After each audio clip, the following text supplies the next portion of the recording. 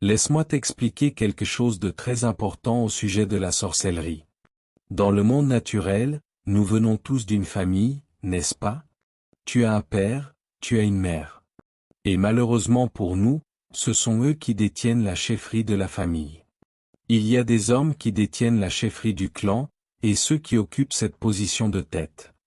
Nous sommes africains, tu sais à quel point la famille est puissante. À tel point que, même si quelqu'un veut t'épouser et que ton père est le sixième né de la famille, il n'aura rien à dire le jour de ton mariage, car il y a des personnes qui comptent encore plus que ton père dans la hiérarchie familiale et qui prendront la parole. Si j'étais en Angleterre, j'expliquerais cela autrement, mais en Afrique, ce contexte nous offre une bonne base pour ce type d'explication. Maintenant, imagine que le chef de ton clan est un sorcier.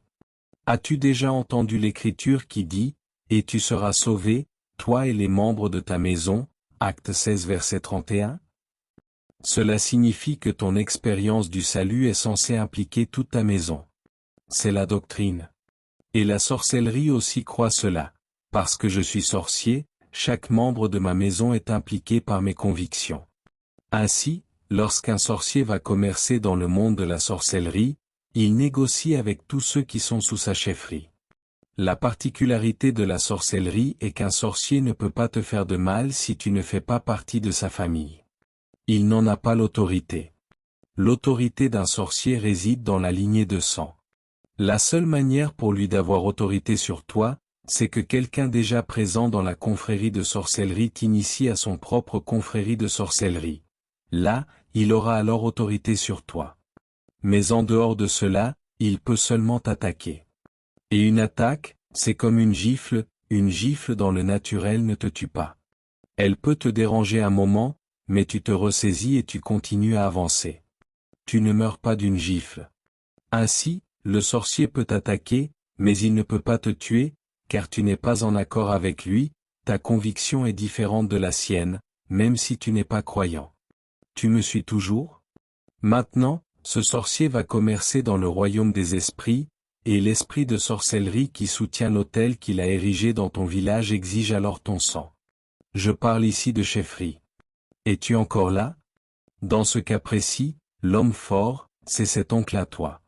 Et tu le vois dans tes rêves. Si je dis la vérité, tu vois ton oncle en rêve, car lorsque des choses spirituelles surviennent, elles se manifestent à un certain niveau spirituel. Et si ton esprit est vivant, tu les vois dans le domaine spirituel par tes rêves.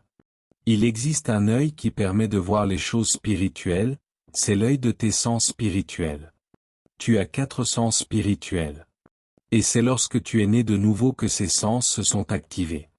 Les gens initiés à la sorcellerie ont, eux aussi, des esprits qui activent leurs sens spirituels, mais pas le Saint-Esprit. Tu es toujours là? Je tente de t'expliquer, mais tu sembles ne pas me croire. Attends. Je ne veux simplement pas t'accabler de trop d'écriture. Il existe une différence entre tes sens spirituels et les dons spirituels. Si tu es bien équipé, tu devrais être plus puissant que n'importe quel devin. Je sais que le devin peut pratiquer la divination et interagir avec les esprits. Mais le problème avec la divination, c'est que le devin ne peut prophétiser qu'à l'endroit où son autel est établi. Tandis que moi, je peux accéder au ciel sur une moto ou dans un avion. Je devrais être plus efficace. Et lorsque des chrétiens vont consulter un devin, les anges vous regardent et disent, « Celui-ci est comme une bête qui périt, car un homme honoré qui ne comprend pas sa position spirituelle devient semblable à une bête qui périt. » Psaume 49 verset 21. Cet homme ne comprend pas que, dans l'esprit, il a son potentiel le plus élevé, mais il a choisi de vivre selon la chair, où il possède son potentiel le plus faible. Il se retrouve donc à lutter avec des bêtes, parce qu'il a choisi de fonctionner dans la chair. Tu comprends? Ainsi, ton oncle est un sorcier. C'est un membre de la confrérie de sorcellerie de ta communauté, et son territoire d'influence est la famille sur laquelle il exerce la chefferie. Et maintenant, cet esprit de sorcellerie et les sirènes des eaux déclarent qu'ils ont besoin de 3 êtres humains, car les esprits des eaux ont une soif insatiable de sang. Ils doivent équilibrer les comptes de sang avant que les procédures dans leur tribunal spirituel puissent continuer. Alors ils examinent le registre de sang de chacun. Ils regardent, celui-ci a fourni du sang l'an dernier. Toi, l'année d'avant. Puis ils voient qu'il reste 4 personnes qui n'ont pas encore fourni de sang. Tu suis toujours? Je suis venu ici pour t'enseigner comment combattre et me tenir avec toi afin que nous puissions repousser l'homme fort, car certains de tes biens sont retenus dans sa main. Alors il tire au sort, pour éviter que quelqu'un dise qu'ils ont choisi arbitrairement. Le sort tombe sur ton oncle. Ton oncle est alors mandaté par la confrérie de sorcellerie pour aller apporter du sang à l'autel. Il vient et dit, « Combien de petits-enfants y a-t-il dans cette famille ?» Tu commences à le voir faire un recensement. Toi et tes enfants êtes comptés. Puis tu l'entends parler à un autre ancien, lui aussi sorcier, « Le bois de chauffage que nous avons ici est au nombre de 22. Tu ne comprends pas leur langage, tu penses que c'est normal. Tu regardes la cour, il n'y a que 8 bouts de bois. Tu penses qu'il s'est trompé. Mais non, il parle un langage sérieux. Nous avons 22 bois, et avec l'hiver, nous avons besoin de faire du feu. C'est un langage profond. Nous avons besoin d'un feu, et malheureusement, un seul morceau de bois ne peut pas faire un feu.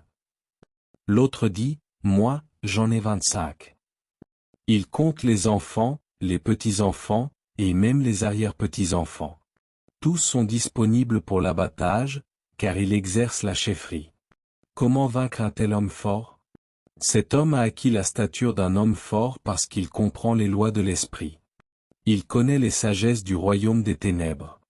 Un esprit répond à son appel et active ses sens spirituels grâce auxquels il voit, perçoit et interprète des visions.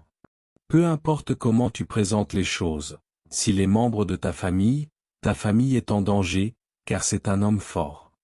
Et malheureusement pour vous, il prête allégeance à un esprit de ténèbres, un esprit qui ne vient que pour tuer, voler et détruire, Jean 10 verset 10.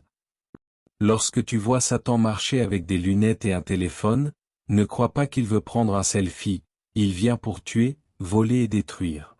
Ton grand-père peut sembler gentil, t'aimer, toujours vouloir que tu viennes au village, mais il compte le nombre de cheveux sur ta tête, remarque que ton ventre a grossi récemment, et il calcule déjà comment ils mangeront ta chair dans leur tribunal spirituel. Tu as pris du poids, et toi, naïvement, tu viens leur montrer. Et pour ceux d'entre vous issus de familles polygames, vous connaissez les politiques internes, surtout lorsqu'une des femmes possède une connaissance des ténèbres. Toute la maisonnée entre en tumulte à cause de la présence de cette personne.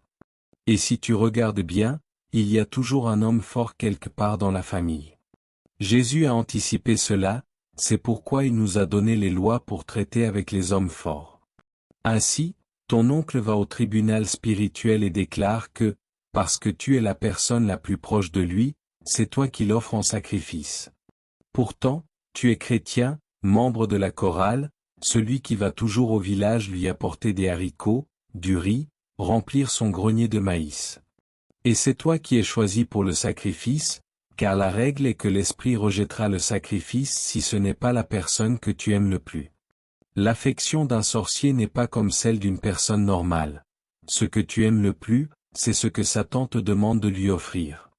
Et le jour où tu arrives à donner ce que tu aimes le plus, tu montes en grade dans la confrérie de sorcellerie, jusqu'à devenir grand maître. Ton autorité s'étendra de cet endroit jusqu'à la ville voisine. Tous les sorciers de ce corridor se soumettront à ton autel, et chaque saison, ils viendront te rendre hommage en offrant des présents. Alors, que fais-tu dans un tel cas? Ton oncle est un homme fort. Permets que je te montre ce qu'il faut faire. Avant de venir ici combattre l'homme fort de ta famille, j'ai d'abord combattu le mien. Je ne suis pas venu avec des connaissances théoriques, mais avec l'expérience et le rang. Oui, je suis venu avec du rang. Ton rang spirituel augmente dès l'instant où tu vaincras la puissance et l'autorité de l'homme fort de ta maison. Tu es instantanément promu. Tu deviens alors le prince-gouverneur de ce territoire. Lorsqu'ils voudront tuer quelqu'un, pour réussir, ils devront d'abord te demander permission. Et s'ils ne sont pas assez humbles pour demander, ils ne pourront pas tuer. Cela signifie que ton autel commence à exercer une garde spirituelle sur le territoire. J'ai posé une question plus tôt et je n'ai pas encore répondu. Je dois te donner les symptômes qui indiquent qu'il y a un homme fort dans ta famille, c'est un diagnostic. Quand tu vas chez le médecin, il vérifie ta température, écrit, vérifie ta tension, écrit, prend un échantillon de sang, l'envoie au laboratoire et reçoit les résultats. Il voit la tension, la température, et dit, il y a du plasmodium dans ton sang, et c'est du plasmodium vivax, le plus terrible des 3 espèces, Plasmodium malariae, Plasmodium falciparum et Plasmodium vivax. Le vivax est le pire. Alors il dit, tu as la malaria. Puis, selon la culture, il te prescrit le bon médicament, car celui pour falciparum n'est pas celui pour vivax. Je te présente maintenant un diagnostic basé sur mon expérience. Premièrement, le syndrome du presque miracle. Tu postules à un emploi. On t'appelle. Un proche qui y travaille t'envoie un message la nuit, ils aiment ton dossier, ton entretien était excellent. Commence déjà à rendre grâce à Dieu, fais une offrande à l'église. Le jour où la liste sort, ton nom commence par N, mais il n'y a aucun N sur la liste. À cause de toi, toutes les personnes commençant par N sont disqualifiées. Tu es proche, très proche, mais tu n'entres jamais.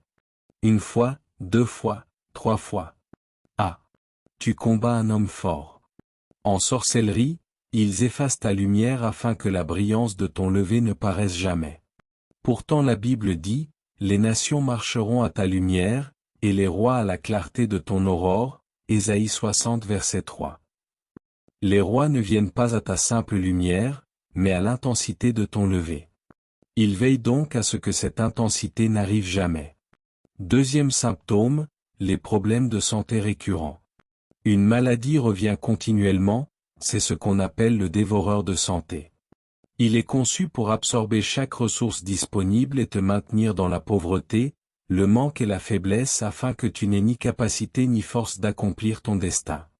Troisième symptôme, des décès anormaux. Et parfois, si tu observes attentivement, ces décès suivent des cycles. Tous les 3 ans, 2 ans, 7 ans. Quatrième symptôme, des luttes financières intenses malgré un travail acharné. La loi biblique pour la stabilité est, tout ce qu'il fait réussit, Psaume 1 verset 3.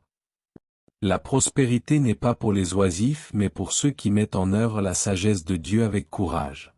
Satan sait que s'il te combattait face à face, il perdrait. Alors il combat par la tromperie, l'obscurité, la confusion. Il règne là où il y a ignorance. Ainsi, cet oncle, ce sorcier qui veut t'offrir le sang de membres de la famille, peut être plus âgé que toi, mais tu n'es pas redevable envers lui, tu es redevable envers le Seigneur. Lorsque la chefferie veut s'opposer à la volonté de Dieu, ignore la chefferie et va directement au Seigneur pour invoquer l'autorité du Seigneur. Ce soir, nous allons invoquer l'autorité du Seigneur, car le manteau de chefferie dans ta famille a été utilisé pour renforcer les ténèbres. Nous montons donc dans les cieux pour prendre appui sur le sceptre de justice du trône du Seigneur Jésus-Christ, que le Seigneur te reprenne. Nous allons prier. Combien d'entre vous veulent prier? Alléluia. Le sujet de cette prière concerne ta famille. J'ai étudié la Bible et je suis arrivé à la conclusion que 65% des problèmes que nous affrontons trouvent leurs racines dans nos familles. Aujourd'hui, nous voulons échapper au corridor de nos familles. Si une forme d'enchevêtrement nous maintient dans le désavantage et nous expose aux manipulations de l'ennemi, ce soir, nous allons prendre autorité sur ces opérations et mettre fin au règne des ténèbres. Si tu es toujours avec moi, dis Amen. Premier point de prière. Dans un combat spirituel, je t'ai dit qu'un homme spirituel est quelqu'un qui comprend les lois spirituelles et les utilise à son avantage. Il existe des péchés qui sont propres à certaines familles. Dans telle famille, presque tous ne les considèrent même pas comme mauvais, l'ivrognerie, l'adultère, tel autre péché. Il y a un péché particulier qui est devenu la marque de cette famille. Si tu veux commencer à t'éloigner de l'influence de la sorcellerie dans ta famille, tu dois demander au Seigneur la grâce de te séparer de ce péché. Si tu ne peux pas t'en séparer, tu deviens victime des manipulations opérées dans la famille. Compris? La plus grande affirmation légale qui fonde nos opérations dans le monde spirituel est la mort de Jésus. La mort de Jésus satisfait les exigences de la justice divine. Elle est la base de notre justification, car notre querelle avec Dieu a été réglée par sa mort. Et la preuve visible de sa mort, c'est son sang versé. Alors l'instrument que nous utilisons ce soir pour engloutir toute autre illégalité qui fonde l'autorité des ténèbres dans ta famille, c'est le sang de Jésus. Nous utilisons la voix, le cri, la puissance du sang de Jésus pour renverser tout terrain légal qui permet à Satan d'opérer. Ainsi, nous pouvons entrer sur son territoire et le dépouiller. Tu me suis? Tu t'équipes du sang de Jésus ce soir et tu entres dans le camp ennemi pour déclarer que Satan est disqualifié à cause du sang de Jésus. L'agent humain que Satan utilise dans ta famille gère un autel. L'autel est la plateforme qui donne à un esprit la permission d'interférer dans les affaires humaines. Ta vie de prière est ton autel. Ton cœur est l'autel, et l'encens qui en sort dans le monde spirituel, ce sont tes prières. Tes prières n'arrivent pas au ciel comme des mots, mais comme un parfum. Dieu sent ta prière, comme il sentit l'offrande de Noé. Nous voulons lui offrir ce soir un parfum qui le fera se lever pour combattre. Tu prends donc le sang et tu dis, Seigneur, toute légalité qui donne à Satan une base pour agir dans ma famille, je l'absorbe par ton sang. Je suis le prêtre de lumière dans ma famille, et je fais la guerre par la voie du sang. Nous retirons tout fondement légal que Satan a établi pour manipuler les destinées des individus de cette maison. Et tu cries maintenant. Tu es le prophète de ta famille ce soir. Le temps de souffrir doit se terminer. L'absence d'accomplissement doit se terminer. Le cycle de manque et de sécheresse doit se terminer. La tendance à l'improductivité doit disparaître. Crie, crie, crie. Ta famille peut être en Angola, au Zimbabwe, en Zambie, en Afrique du Sud. Ce soir, tu te tiens comme le prophète et le prêtre de ta maison. Tu ne viens pas les mains vides, tu viens avec la puissance du sang de Jésus. Nous annulons tout terrain légal établi, nous le détruisons, nous le renversons. Le Seigneur entendra ta voix ce soir. Nous venons par le sang. Nous venons par le sang. Nous venons par le sang.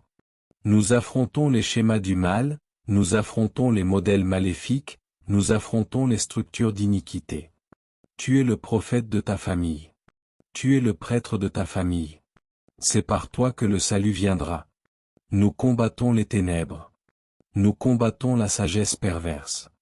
Nous combattons l'esprit de séduction. L'esprit du serpent, nous te combattons. Nous te combattons. Relâche ta prise. Nous venons au nom du Seigneur Jésus.